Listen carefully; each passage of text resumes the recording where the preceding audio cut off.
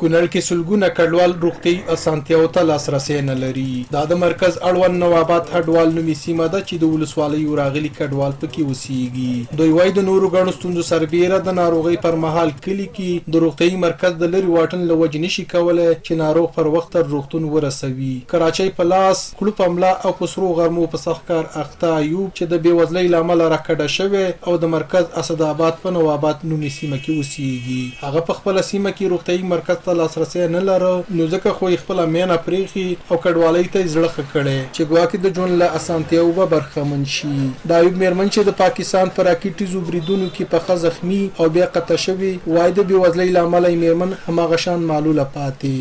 نو زه خو منورې نه کنه ده موږ کارته وسیدلو هوا نه کوله کېده هغه دنه را پکړه شو دا کړه شو نو واړم چې هغه هم ځخ نه د خپلم ځخ مشته دې ته نو څنګه درې چړې د ملا کې وسنګي او بس نو لکه نواباد کې وزیرست کړه اوس زم رسیدګین سم نه کېږي دا غزنه او ته کړه باندې راو کړه دې او د بازار کې لاس غاړه چلو نور د وسیله مزدوري نشته نور د سپیسه شته چې موږ کار وکړو بس ټول مشکلات دي هر طرف مشکلات دي نه وكان انت تزاد على رجلك ديرة تقوى خرجت الجاري ده تنتهي بس نه بشيل په قریبو ته د تطورات نوموړی په کور کې دوه تنو سرپرستی کوي کوي کار خوي او ورځ مزدوري د تن په خلو دومره شي چې ورځ پرې ختی رشي خدا کنه د یو پکټ ګولې توان هم نه لري. د سمیلا درې اولادونه لا علاج ناروغي او جګړو وجلي او نور نه غواړي چې دا لړۍ دی جاری وي. نوموړی وایي که کور کې ډوډۍ ونه لري چاره یې کیږي خو روغتیایي خدماتو لاسرسی ډېر مهم دی ځکه خو د نړۍ نارنګ ولسوالۍ ته خپل سرونه راوستي دي. نوموړی د نارنګ په باډیل دره کې اوسېږي او لا هم روغتیایي خدماتو بې برخې دی او له حکومت غواړي چې په سیمه کې ورته روغتیایي مرکز جوړ شي. او مشکلات مو خو زیات لرو خو بعضې مشکلات داسې دي چې د اوبو مشکلات چې کوم هغه د الله په فضل او کرم سره حل شولو.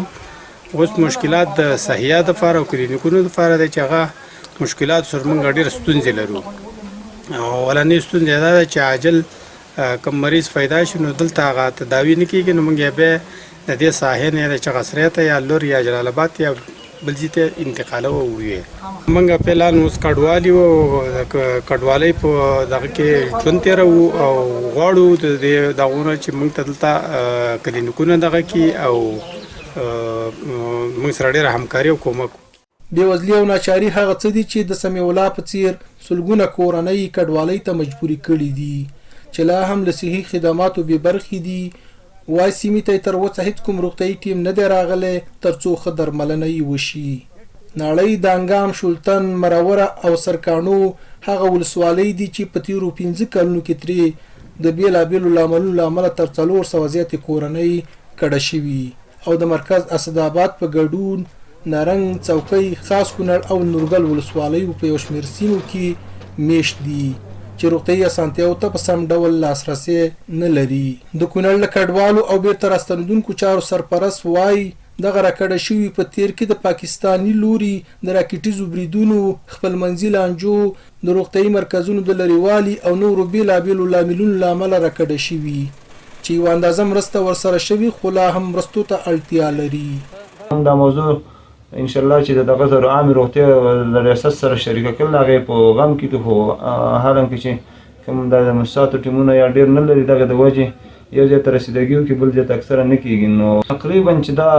300 نه تر 350 یا 400 پورې دا کورنۍ دي دا نارنګ یو خاص کونړ له کوچیانو بېله دغلته اوسېږي نارنګ کې په څوکۍ کې نورګل کې خاص دې ځینې ته راکډه شوي دي. انشاءالله هغه هم دونه دغه مشکل به نه دغه وجه ده چې یا مکتبونو ته لاسرسی نه لري یا یې وروره د پاکستاني راکټونو دغه په تېرو کلونو کې چې هغه کې جنګونو هغه کې راکډه شوي دي. د کډوالو روغتیایي ستونزو په تړاو بیا د روغتیا رئیس وایي تر 50 سلنې پورې روغتیایي خدمات کډوالو ته وړاندې کړي دي. وایي د دې کال تر پایه د موسساتو سره په همغږۍ غواړو چې کلینیکونه او طبي پرسونل زیات کړو او په هغه سیمو کې فعالیت شروع کړو چې هیوادوال پکې د روغتیایي خدماتو بې برخې دي. که ډاډه وایم تقریبا 50% خلک د سیدي چې صحیح خدماتو ته لاسرسي نور پیدا کړی دی او په دې باندې هم اکتفا نه کوو نور هم کوشش کوو هغه مؤسسات چې د صحت په برخه کې موږ سره کار کوي نو موږ هغې ته زمینه سازي د دې کوو چې راشي او په ښه شکل باندې د پروپوزل مطابق چې کوم قرارداد یې کړی هغې مطابق خدمات زموږ ولسونو ته عرضه کړي نو موږ د مؤسساتو سره هم یو ښه روابط لرو او زمینه سازي موږ ټولو ته د دې کړې ده چې نور مؤسسات هم راجلب کړو چې دلته د صحت په برخه کې